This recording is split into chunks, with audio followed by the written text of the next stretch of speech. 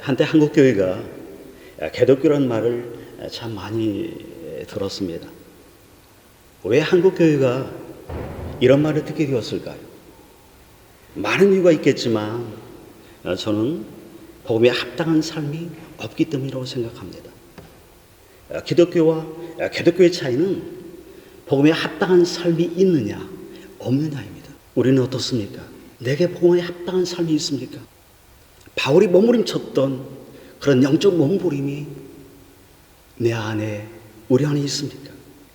바울이 빌보서 1장 후반부터 빌보 성도들이 계속해서 강조하는 것이 복음에 합당하게 생활하라입니다. 바울이 말한 복음에 합당한 삶, 그 첫 번째는 믿음에 굳게 서는 것이고 같은 마음으로 하나 되는 것입니다. 그리고 바울이 말한 복음에 합당한 삶, 두 번째는 예수 그리스도의 마음을 품는 것입니다. 그리고 세 번째로 바울이 말하는 복음에 합당한 삶, 세 번째는 두렵고 떨림으로 구원을 이루는 것입니다. 첫 번째와 두 번째는 이미 우리가 살펴보았기 때문에 오늘은 세 번째인 두렵고 떨림으로 너희 구원을 이루라는 그 말씀을 함께 살펴보려 합니다. 우리는 두렵고 떨림으로 너희 구원을 이루라는 이 말을 들으면 자칫 우리가 행위 구원으로 오해할 수가 있습니다. 구원은 우리가 잘 아는 것처럼 에베소 2장 8절에 말씀한 것처럼 구원은 전적인 하나님의 은혜이고 하나님의 선물입니다. 행위가 들어갈 틈이 거긴 조금도 있지 않습니다. 두렵고 떨림으로 너희 구원을 이루라는 이 말은 너는 이미 구원을 받았다. 그런데 여기서 멈추지 말고 두렵고 떨림으로 구원받은 성도답게 살아라. 그래서 이미 받은 구원을 너의 삶 속에서 완성해 가라는 것입니다. 이를 보다 더 우리가 이해하기 위해서는 구원을 시간적으로 볼 필요가 있습니다. 구원은 과거, 현재, 미래적인 그 모든 측면을 다 가지고 있습니다. 그게 구원입니다. 과거적 측면에서의 구원은 우리가 예수를 구주로 영접하는 순간 구원받은 것을 말합니다. 이걸 다른 말로 하면 칭의적 구원이라고 얘기하죠. 우리가 예수를 믿는 순간 주인은 우리가 하나님의 거룩한 자녀가 되어지고 의롭다 칭하게 되어집니다. 그리고 영생을 선물로 받게 되어지죠. 그게 칭의적인 구원입니다. 이것은 우리가 예수를 믿을 때 일어난 일이고 과거적 사건이라고 볼 수가 있습니다. 이것은 전적인 하나님의 은혜이고 하나님의 선물이죠. 그리고 현재적 측면에서 구원은 구원받은 자가 구원받은 것으로 끝나는 것이 아니라 현재 삶 속에서 예수 그리스도를 닮아가며 거룩을 향해서 끊임없이 나아가는 것을 말합니다. 이것을 다른 말로 하면 성화라고 하죠. 성화. 구원받은 성도답게 살아가는 것을 말합니다. 그리고 미래적 측면에서 구원은 우리가 이 땅을 살다가 마지막에 우리가 하나님 앞에 섰을 때 영화롭게 되는 것, 그것을 말하죠. 이것을 신학적으로는 영화라고 하고 온전한 구원의 상태에 들어갔다고 얘기합니다. 바울이 두렵고 떨림으로 너희 구원을 이루라는 말은 현재적인 구원인 성화를 말하는 것이죠. 끊임없이 거룩을 향해서 예수 그리스도를 닮아가는 그런 삶을 살아가는 것을 말합니다. 이런 현재적 구원인 성화가 우리의 삶 가운데 없게 되어지면 세상 사람들이 우리를 향하여, 교회를 향하여 개독교라고 얘기하게 되는 것이죠. 그래서 바울이 빌보 성도를 향해서 두렵고 떨림으로 너희 구원을 이루라고 그렇게 지금 말하고 있는 것입니다. 여러분, 이게 저와 여러분에게 있어야 합니다. 여러분이 결혼해서 자녀를 낳았다고 여러분 가정해 보세요. 자녀를 낳으면 얼마나 귀엽고 얼마나 예쁜지 몰라요. 제가 이제 첫째를 낳았고 세상이 그렇게 예쁘고 귀여운 아이는 처음 봤습니다. 뭐 다 그러겠죠. 그런데 이렇게 귀엽고 예쁜 자녀가 1년이 되어져도 2년이 되어져도 10년이 가도 말 한마디 하지 못하고 걷지도 못한다며, 그리고 늘 신령이 비웠는데도 응행 이런 소리만 낸다면 여러분 어떨까요? 부모는 마음이 타들어가고 걱정이 키워지고 병원이라는 병원을 다 찾아다니게 될 것입니다. 아이는 태어나면 자라는 것이 정상입니다. 우리도 마찬가지. 우리가 예수를 믿고 구원받는 순간 거기서 멈추는 것이 아니라 아이가 자라는 것처럼 우리는 자라야 합니다. 자라는 것, 그것을 현재적 구원이라고 얘기하고 그것을 다른 말로 말하면 성화라고 얘기하고 있는 것이죠. 여러분, 아이가 정상으로 자라는데 필요한 것들이 있습니다. 여러분, 뭐가 필요하죠? 우리 엄마들 뭐가 필요하던가요? 아이가 자라는데 뭐가 필요하고, 부모의 사랑이 필요하고, 돌봄이 필요하고, 또 여러 가지 다양한 어떤 영양 분들이 필요할 것입니다. 많은 것들이 있겠죠. 이처럼 예수 그리스도를 닮아가는 성화적 구원을 이루어가는데도 여러분 필요한 것이 있습니다. 여러분, 뭐가 필요할까요? 우리 예수님을 닮아가는 그 거룩한 구원을 향해 나아갈 때 우리에게 뭐가 필요할까요? 여러분, 뭐가 필요하다고 생각하세요? 말씀, 좋아요. 또 믿음, 사랑, 헌신, 열정, 다양한 것들이 필요할 거예요. 그런데 여러분, 바울이 두렵고 떨림으로 구원을 이루라고 말씀할 때 우리의 예상과는 달리 바울은 뭐가 필요하다고 얘기하냐면 복종이라고 얘기합니다. 너무 의잖아요. 방금 얘기했던 말씀, 사랑, 믿음, 이런 것이 필요할 줄 생각하는데 바울은 그런 것이 아니라 두렵고 떨림으로 구원에서 가장 필요한 것은 복종이라고 얘기합니다. 우리 12절 다 같이 한번 큰 소리 읽겠습니다. 읽습니다. 그러므로 나의 사랑하는 자들아, 너희가 나 있을 때뿐만 아니라 더욱 지금 나 없을 때에도 항상 복종하여 두렵고 떨림으로 너희 구원을 이루라.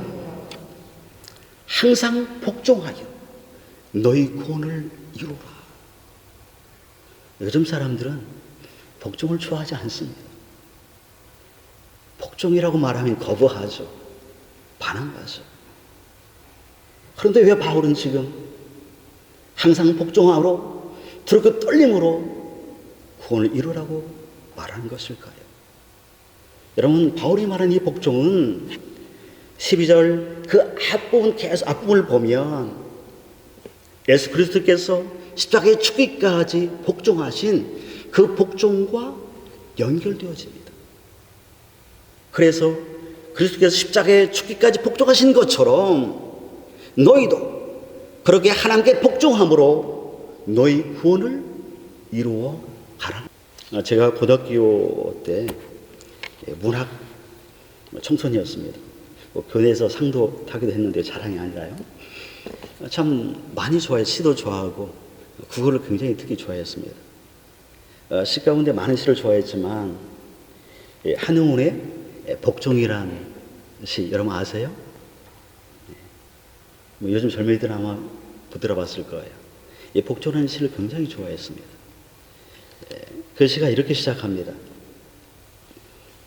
남들은 자유를 사랑한다지만은 나는 복종을 좋아하여요. 자유를 모르는 것은 아니지만 당신에게는 복종만 하고 싶어요. 그리고 중간을 생략하고 마지막 부분이 이렇게 끝을 맺습니다. 그러나 당신이 나를 다른 사람에게 복종하라고 하신다면 그것만은 복종할 수 없습니다. 다른 사람에게 복종하면 당신에게 복종할 수 없는 까닭입니다. 저는 이 시를 암송할 때마다 자유를 모르는 것은 아니지만 당신은 복종만 하고 싶어요. 이 부분이 너무 좋아요. 이제 내일부터 고난주간이 시작되어집니다. 저와 여러분도 정말 주님께 복종만 하는, 그리스도께서 십자가에 죽기까지 복종하신 것처럼 우리 주님께 복종할 수 있는 저 여러분이 되기를 소망합니다. 정말 주님께만 복종한다고 고백할 수 있는 저 여러분이 되기를 소망합니다. 저 여러분이 매일매일 주님께 복종함으로, 매일매일 짐을 조금씩 닮아감으로 내가 조금씩 편어되어지고, 그래서 두렵고 떨림으로 구원을 이루어가는 저와 여러분이 되어지기를 주님의 이름으로 축원합니다. 우리가 두렵고 떨림으로 너희 구원을 이루라는 이 말을 들으면 구원의 주도권이 내게 있는 것처럼 들립니다. 이런 착각을 배제하기 위해서 사도 바울은 13절에서 구원의 주도권이 내게 있는 것이 아니라, 우리에게 있는 것이 아니라 하나님께 있음을 아주 명확히 합니다. 우리 다 같이 한번 13절 우리가 한번 큰 소리로 같이 한번 읽겠습니다. 같이 읽습니다. 행하시는 이는 하나님이시니 자기 기쁘신 뜻을 위하여 너에게 소원을 두고 행하게 하시나니. 여러분 여기 보시면 너희 안에 행하시는 분은 누구라고 말씀합니까? 여러분입니까? 여러분이에요? 여러분이 아니에요. 하나님이 너희 안에 행하신다. 그런데 그 하나님이 우리 안에서 행하시는데 무엇을 위해서? 자기의 기쁘신 뜻을 위하여 우리에게 소원을 두고 행하시는 분이시다. 그런데 이런 우리 안에 소원을 두고 행하시는 그 하나님 우리가 날마다 하나님의 그 기쁘신 뜻을 내가 아는 것은 아니에요. 예를 들면 바울이 로마 감옥에 갇혔습니다. 바울이 로마 감옥에 갇히자마자 야, 이것은 하나님의 뜻이다. 하나님 날 여기 보내셨다. 이렇게 그가 생각했을까요? 아니죠. 왜 나를 이곳에? 아마 그랬을 거예요. 그런데 바울 안에서 손을 놓고 행하시는 그 하나님이 자기 깊은 뜻을 이루기 위해서 그의 마음을 움직이시는 거죠. 감동하는 거예요. 그래서 감옥 안에서 시대 뜰 안과 밖에 있는 사람들에게 복음을 전하게 하시는 것입니다. 이게 우리 하나님이에요. 또 하나 예를 들면 우리 여기 애인촌에 있는데 이제 애인촌에 있는 어머니가 지금 한국에서 잠깐 독일에 와 계시거든요. 지난주에 이제 같이 차를 마시면서 이런저런 얘기를 나누는데 이런 말씀 하셨어요. 가족이 모두 다가 예수를 믿는데 유독 시누이만 예수를 믿지 않았답니다. 그래서 한 번은 이제 애인의 어머님이 시누이에게 아니 모두 다 예수를 믿는데 왜 시누이는 교회를 가지 않느냐고 그렇게 물었대요. 그렇게 그냥 툭 한마디 던진 거예요. 던졌는데 시누이가 그 말을 듣더니 교회 가면 되지 않느냐고. 그래서 그 다음 주에 이제 교회를 나가기 시작했다고 그래요. 그리고 나서 이제 18년 후인가 20년 후인가 정확히는 않는데 그 시누이가 이런 간증을 하더래요. 언니가 교회 가라고 해서 처음 교회 갔을 때 그때 마음이 얼마나 뜨거운지 모른다고. 그리고 목사님이 하시는 말씀이 다 자기 얘기 같았더라고. 이게 뭐예요? 이게 바로 뭐예요? 내 안에 계신 하나님이 손을 두고 행하시는 것이죠. 이게 우리 하나님이에요. 구원의 주도권이, 우리 인생의 주도권이 우리 하나님께 있습니다. 우린 내가 내 인생의 주도권이 있다고 생각해요. 내가 계획하고 내가 뭘 한다고 생각하죠. 그런데 그렇지 않습니다.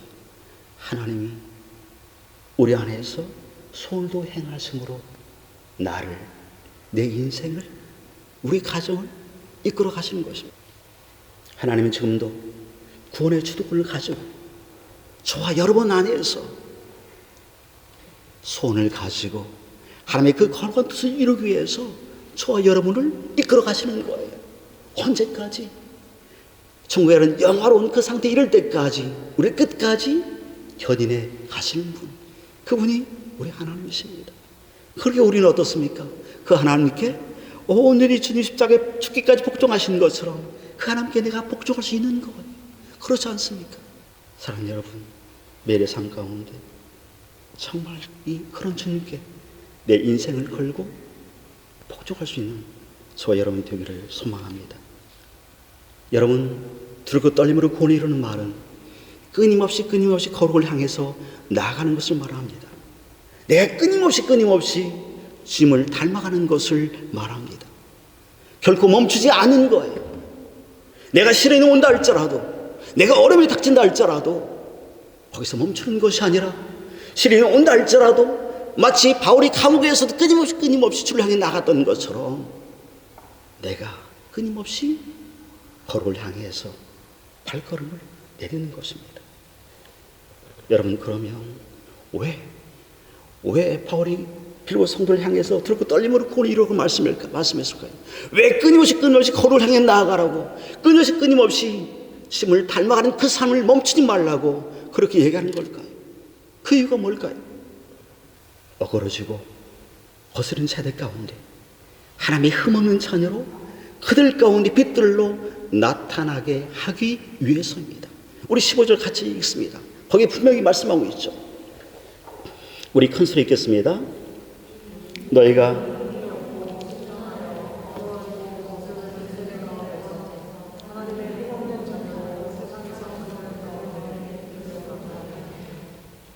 바울이 빌립보 성도를 향해서 목청껏 두렵고 떨림으로 너희 구원을 이루라고 말씀한 것은 바로 어그러지고 거스른 세대 가운데서 저와 여러분이 흠없는 자녀로 그들 가운데 빛들로 나타내기 위해서입니다. 빌립보는 로마의 식민지로 바울 당시 매우 번창했던 그런 도시였습니다. 빌립보 시민들은 로마의 시민권을 가지고 있었고 그들은 라틴어를 즐겨 사용했으며 로마인처럼 그들은 옷을 입고 그렇게 생활했습니다. 여기에다가 빌립보 시민들은 세금을 면제받았고 경제적인 특권을 누렸습니다. 그들은 하나님 없이 얼마든지 행복하게 살아가는 사람들입니다. 오늘날로 말하면 강남에 사는 경제적인 부를 가지고 또 고학력인 모든 것을 가진 그런 사람들을 얘기합니다. 여러분, 이런 사람들에게 저 여러분이 그리스도의 일이라는 것을 여러분 뭘로 우리가 어필할 수 있을까요? 여러분, 그들을 향해서 돈으로 여러분 내가 그리스도라는 것을 어필하시겠습니까? 아니면 내가 가진 지식으로 내가 그리스도라는 것을 여러분 어필하시겠습니까? 우리가 이런 것으로 어필한다면 그들이 웃습니다. 그런데 여러분 어떻습니까? 자꾸 교회들이 큰 교회로, 어떤 건물로, 그리고 숫자로 기독교를 어필합니다. 그래서 세상 사람들이 우리를 비웃는 거예요. 사랑하는 성도 여러분, 우리가 무엇으로 내가 그리스도인인 것을 세상 사람들에게 여러분 어필할 수 있습니까? 그게 뭐예요? 바울은 15절 분명하게 그것이 흠 없는 자녀라고 얘기합니다. 여러분, 다른 무기는 없어요. 우리가 그들보다 지식이 많습니까? 우리가 그들보다 가진 것이 많습니까? 아니에요. 흠없는 자녀, 어그리고 거스른 세대 가운데 빛들로 나타나는 것은 유일하게 내가 흠없는 자녀로 서는 것입니다. 결론적으로 바울은 흠없는 자녀로 서서 어그리고 거스른 세대 가운데 빛들로 나타나고 말씀하는데, 그런데 여러분, 우리가 흠없는 자녀가 되는 것, 이게 저절로 되나요, 여러분? 저절로 되던가요? 저절로 되지 않습니다. 그래서 바울이 두렵고 떨림으로 너희 구원을 이루라고 그렇게 지금 말하고 있는 거예요. 여러분, 바울을 보십시오. 바울이 쓰나미처럼 몰려오는 세상의 파국 앞에서 어떻게 두렵고 떨림으로 구원을 이루어갔는지, 바울이 빌립보서 3장 8절에서 어떻게 그가 두렵고 떨림으로 구원을 이루어갔는지, 그리고 어떻게 그가 끊임없이 거룩을 향하여 그가 나아갔는지 그가 거기에서 말씀합니다. 결론적으로 말하면 바울은 세상 것들을 모두 다 배설물로 여기고 끊임없이 세상 것들 다 배설물로 쏟아냈기 때문에 그가 거룩을 향해서 나아갈 수 있었던 것입니다. 우리 다 같이 빌립보서 3장 8절 우리 큰 소리로 같이 한번 읽겠습니다. 해로 여기는 내가 그리스도 예수를 아는 지식이 가장 고상하기 때문이라.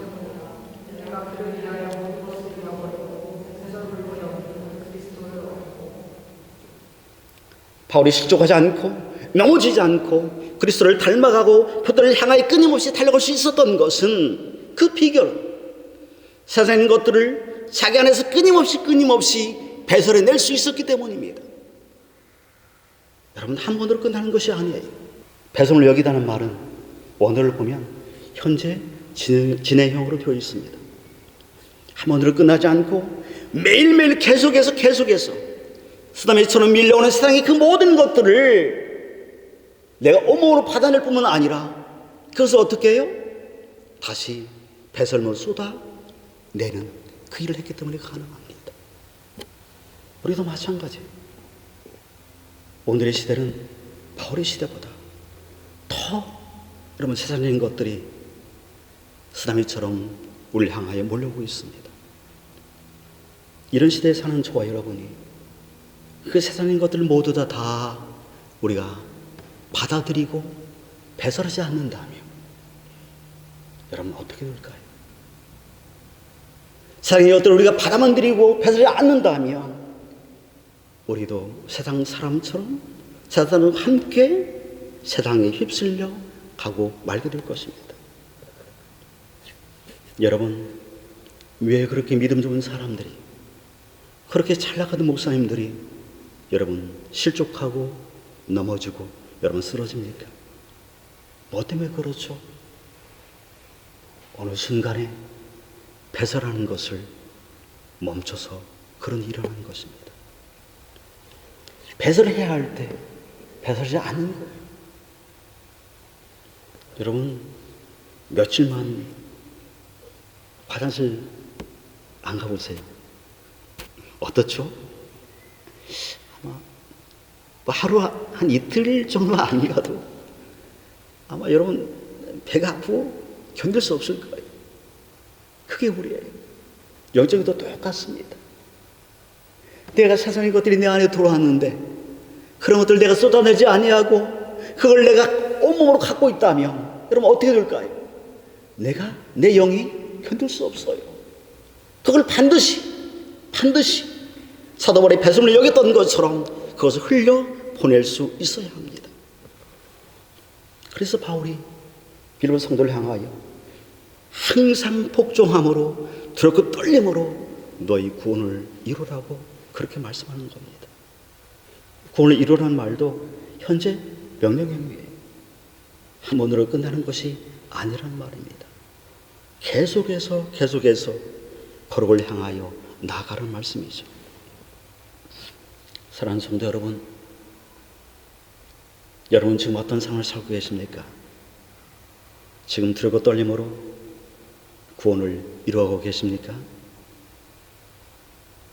매일매일 거룩을 향하여 끊임없이 나아가며 바울이 그랬던 것처럼 주님을 닮아가기 위해서 끊임없이 벽들을 향하여 경전한 자처럼 달려가는 그런 모습이 저와 여러분에게 있습니까?